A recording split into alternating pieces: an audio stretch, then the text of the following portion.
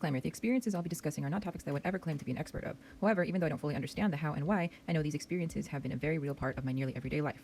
Hope this entertains you.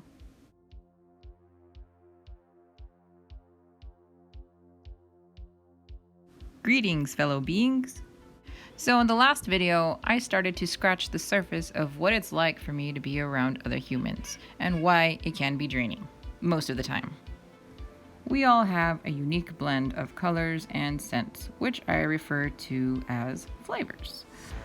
And those flavors are changing all the time. I've come to the conclusion, for now, that said flavors are based on the person's overall emotional state.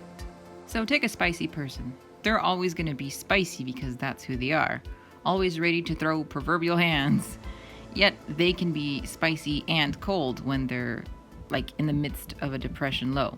Or if they're not exactly sad in that moment, yet struggle with something like depression, my body will read them as red, spicy, with a looming cold fog on their back. Something like that.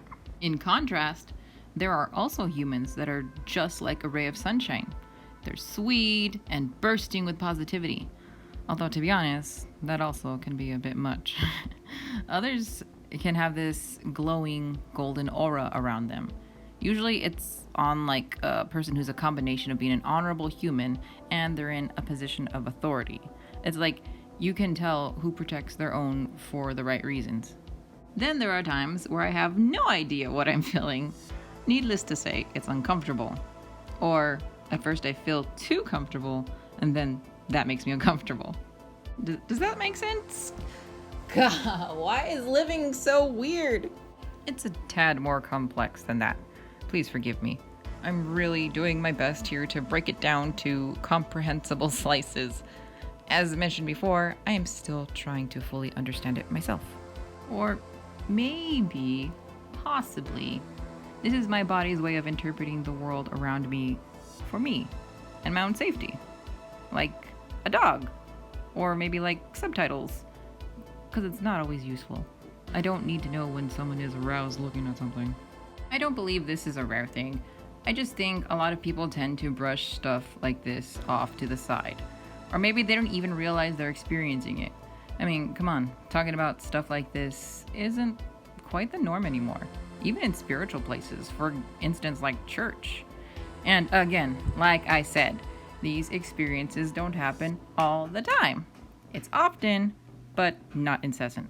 I would love to keep talking about flavors, but sadly, I don't have the time. The next type of experience is rare. And when it does happen, I usually like to doubt it. But then I'm proven wrong for doubting. What I'm talking about is when I have physical contact with someone. Again, it's rare. But sometimes, I get a sneak peek into a memory. When that does happen, I'm experiencing it as if I'm that person I'm in contact with. For like 1 to 2 seconds, I experience the memory. Or sometimes it's just like a fragment of a scene. I'm being overwhelmed with whatever strong emotion is tied to that memory. Words are usually hard to make out, and much of the present information is cloudy.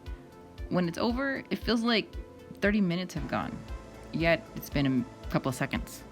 So, how do I know if what I experienced was real?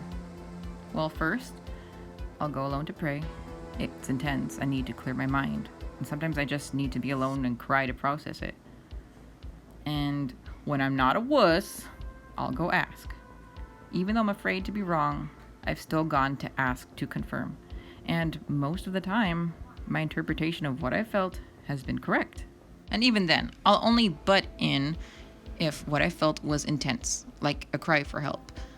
Now that I think about it, I don't believe I've ever experienced a happy memory. Maybe it's just the intense stuff leaking out. I gotta write this down. If it seemed like just an insight for me to be empathetic, then I won't do anything. I believe times like that are just a lesson for me. In all honesty, there was this one time where I did use it for an I told you so moment.